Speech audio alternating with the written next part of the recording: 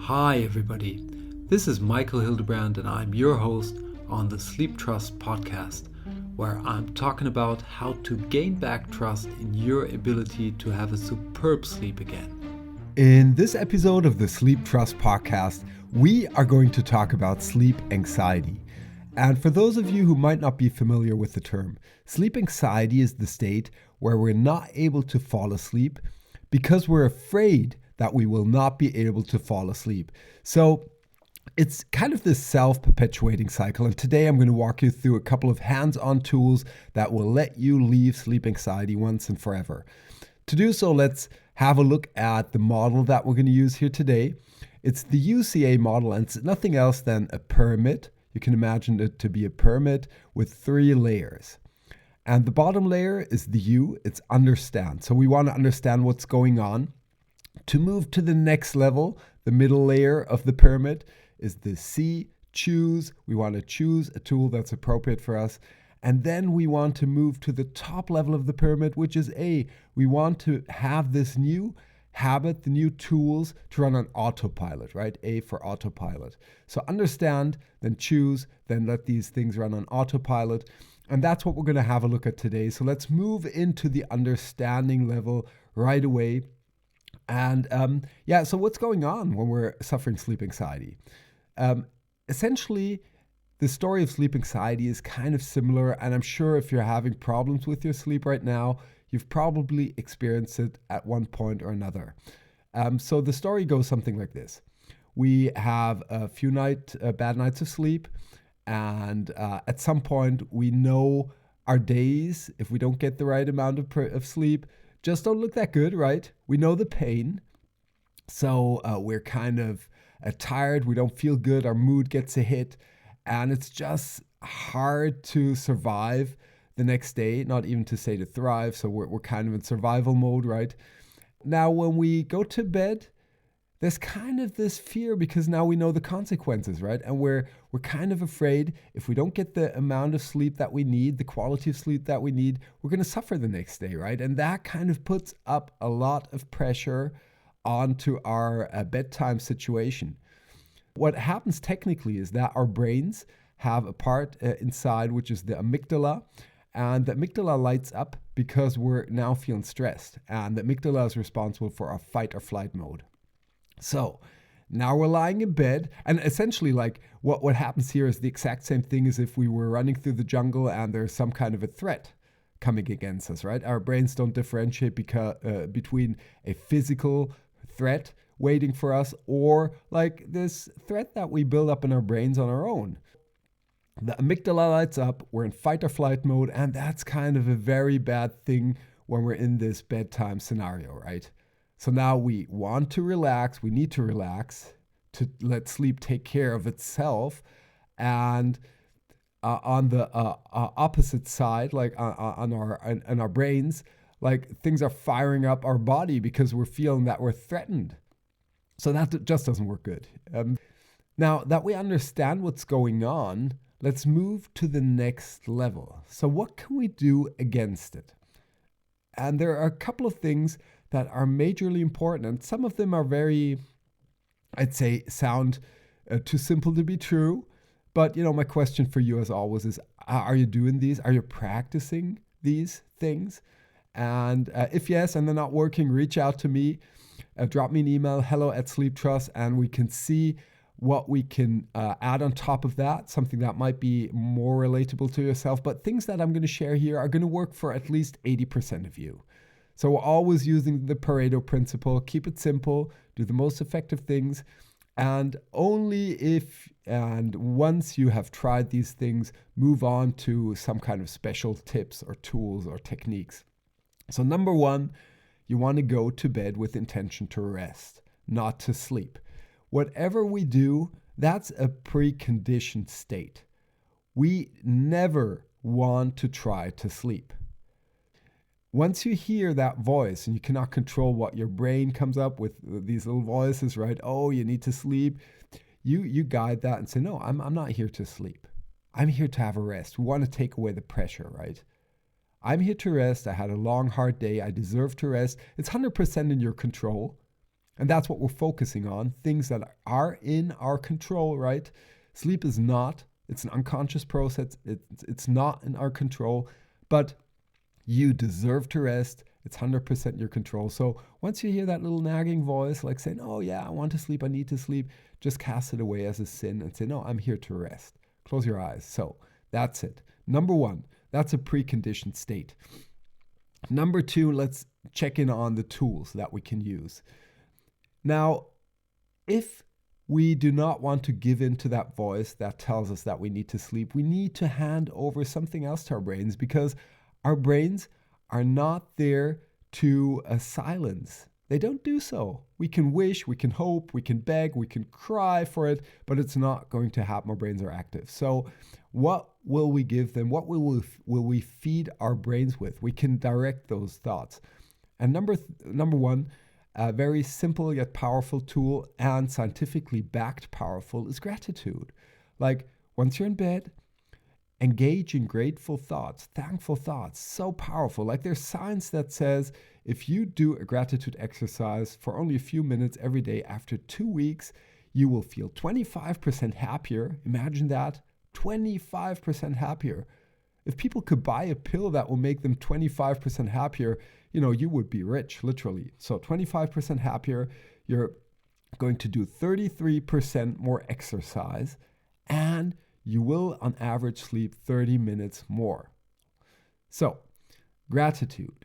Engage into thoughts. And the way I do it, I personally do it, and there are a lot of ways you can do that, but I'm just going to share what I do. I just run through my entire day and think about things that I'm thankful for. So if I just recap on yesterday, because now I'm recording this podcast, it's in the morning. So yesterday I got up, I had a breakfast. With fresh fruits, and it was a muesli. So, oh my God, like, I can just go into the kitchen and eat a breakfast like that. I can drink a tea or a coffee, like, with great quality. It's warm. I've got a fridge. And these are all these little things. We don't need to look for big things, right? After that, I started to work. Actually, I've got wooden garden furniture, so I started to kind of clean them up and dust them up and oil them. And yeah, but I've got all of the materials. Like, is it the biggest fun thing for me to do this? No. But, now I've got it done. But I'm so thankful. First off, the result, it looks great. And that feels great for me because I can be proud of myself. So thanks that I was able to do that. Thanks that I did it. Thanks that I had all of the necessary tools to do so. And you can move through the entire day like this. And you're going to find a bunch, hundreds of things that you can be thankful for. Small things, bigger things. Maybe you're lucky it was a great day for you. You had a big hit. But it doesn't have to be something big. Start with the small things. It's very simple. And as soon as you get into the flow, it just feels great, right? And odds are, when you run through your day in that manner, at some point you might just slip asleep, right? And if not, at least you're feeling good because you're engaging in thankful, grateful thoughts. There's no way you can feel anxious and thankful at the same time, or have any other bad and badish kind of emotion when you're engaging in thankful thoughts. So gratitude, very powerful exercise. Second, very powerful exercise has to do with breathing. Like, breathing has a direct effect on our nervous system. There are a lot of breathing techniques out there, and you can Google them. Like, you can have a look at the real hard breathing exercises, like the Wim Hof method, where you hyperventilate. There's something like box breathing, where you breathe in, keep your breath, breathe out, keep your breath, and so on, like always the same amount of seconds. But the breathing exercise that I want to share with you here today, it's nearly not even an exercise. It's just breathing consciously. So what you want to do is you want to breathe in through your nose, into your belly. That's important. Like, we want to get away from shallow breathing, typically related to anxious states. Breathe deeply into your belly. And deeply doesn't mean like you have to have your lungs full of oxygen, like full of air, until you feel like you're a balloon or something, it means breathe down into your belly. Breathe down into your belly through your nose, in through your nose. Then maybe keep your breath for a second and breathe out through your nose slightly longer than you breathe in. That's it. And once you do that, you will instantly, like after a breath or two or three, feel how your body, how your mind relaxes. It's incredible. If you want to add on to that simple exercise, typically a lot of exercise work with like keep your breath for a few seconds or whatever. I don't really like to use the seconds as a measurement. I try to focus on my heart. And I would encourage you to do so too. Just listen to your heart beating. Maybe you can go and count your heartbeats, like have your heart beating 3-4 times when you breathe in, another beat or two to keep your breath, and then breathe out like just one heartbeat longer than you breathe in, or two, whatever like feels good for you. It's not about the numbers. It's about breathing. It's about slowing down. It's about enjoying the process, consciously getting your breath from your shallow breathing, probably shallow breathing, into your relaxed tummy breathing, and doing that. Very, very powerful. And those are two exercises that if you're not doing that right now, or three, like go to bed with intention to rest, right? Engage in grateful thoughts, and do the breathing. Those are super powerful if we're talking about sleep anxiety. And I'm going to leave it with, they're so powerful that I will actually stop sharing the tools here, because if you have not done those exercises yet, those tools, not kind of implemented them into your life for at least 1, 2, 3 nights in a row, then you haven't done the 80%. These are simple, straightforward tools. And if you really engage with them, and it might even take 4, 5, 6 days, because the ideas are very simple, right? But the execution is not as simple as they sound. We need to get familiar with guiding our thoughts. We need to get over the frustration that our minds just spin off to the nagging little chatty voice telling us, oh, you're not going to be able to do this. Oh, the pain will be massive. We need to guide our thoughts. And that takes some practice, right? So be patient to yourself, be persistent, be faithful that it's going to work. And as said, like if you have any questions regards to the process, or if you've already tried these things and you say, oh, it doesn't work, Michael, what can I do? Just reach out. hello@sleeptrust.eu. I've got, a bunch more of tools, but if, we're talking about the 80% that it's going to work for you. And these are the 2-3 things you really want to implement into your life. And things that I do too. Like I've tested all of them. They work fantastic. My clients use them. It works fantastic. So do these first. And I'm sure they're going to work for most of you too. So now we have a good understanding of what's going on. We choose a tool, like, okay, let's focus on one of these tools. Like, don't try to focus on all of them in your first night. Focus on one of them, see what it does for you.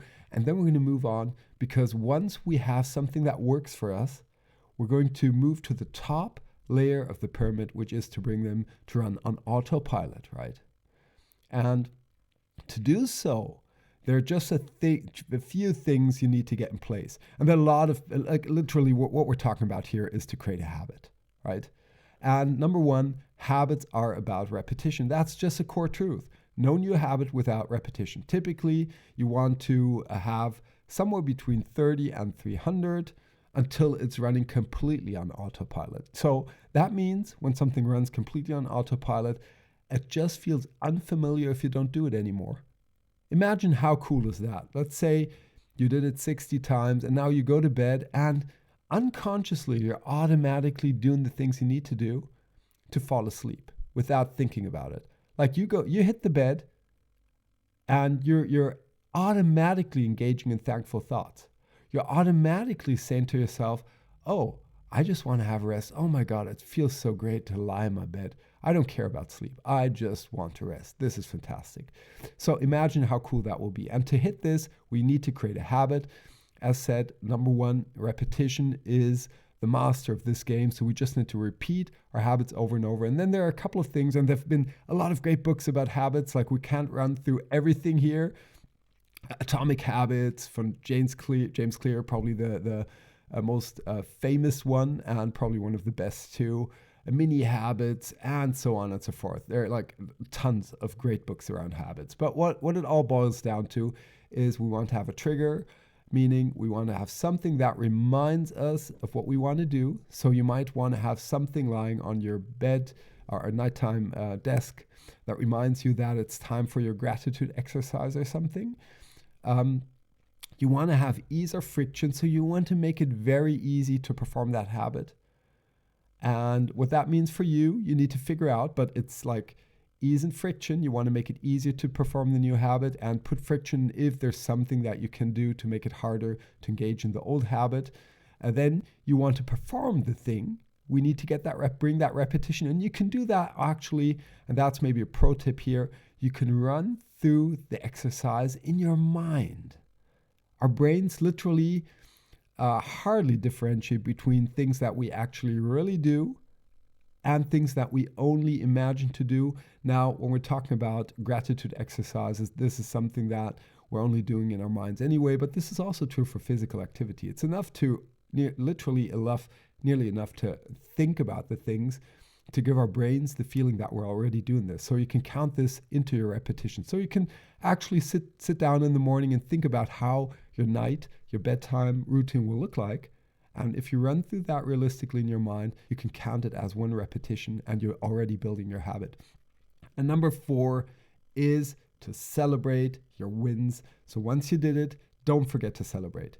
Next morning, be proud of yourself, recap, say, oh my God, I did it. Like, I did not engage in that nagging voice. I guided my thoughts.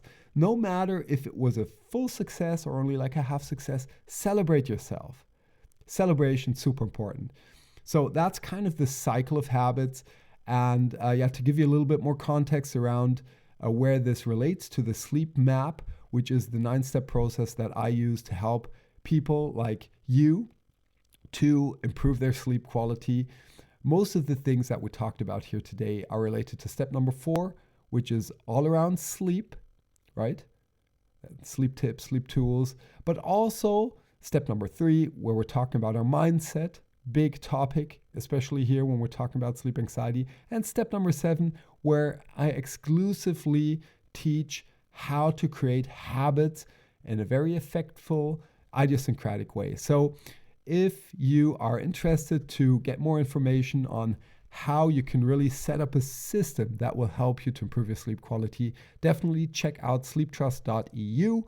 You will be able to download the Sleeptrust sleep map for free, so you can get all of the 9 steps and see what the core intention, the core message, and also a couple of core tools are to improve and to tackle those steps in the right order. So definitely check out sleeptrust.eu and download your version of the Sleeptrust sleep map if that resonates to you. And with that, let's wrap up this week's episode of the Sleeptrust podcast. Sleep anxiety is the state where we're not able to fall asleep because we're afraid of not being able to fall asleep. And to tackle that, you want to move through the pyramid to understand where sleep anxiety is coming from, essentially our amygdala lighting up the fight or flight mode, and we want to tackle that. So using the tools to do that is to go to bed with intention to rest, to engage in grateful thoughts, thankful thoughts, and or to use the simple breathing technique, breathing in through your nose into the belly and breathing out slightly longer than you breathe in. And after that, you want to create a habit around your new behavior that helps you to overcome sleep anxiety, or to leave it behind rather, and to just slip asleep as you were able to do before and you will be able to do after you did these exercises. And don't forget to drop me an email if for what reason ever you have a question when it comes to implementing these tools, or you need a different or an additional tip to overcome sleep anxiety. I'm always happy to help you out. And That's it for this episode of the Sleeptrust podcast. I hope you enjoyed yourself and that you tune in next time. Until then, have a superb sleep. Hey there, and thanks for listening to the Sleeptrust podcast. I hope you've enjoyed this episode. If you want to get further information on this podcast or material that will help you to gain back your sleep trust, please check out sleeptrust.eu. That's sleeptrust.eu, where you will get lots of information around sleep. And here comes some legal stuff. Everything on this podcast is my opinion only, so do not take it as an advice, as I am not a doctor, nor have I considered your personal situation. If you feel that you need medical advice, please consider getting an appointment at your doctor of trust. If you want to give me any kind of feedback on this podcast, feel free to email me at podcast@sleeptrust.eu. I hope you tune in again next week, and until then, have a good sleep.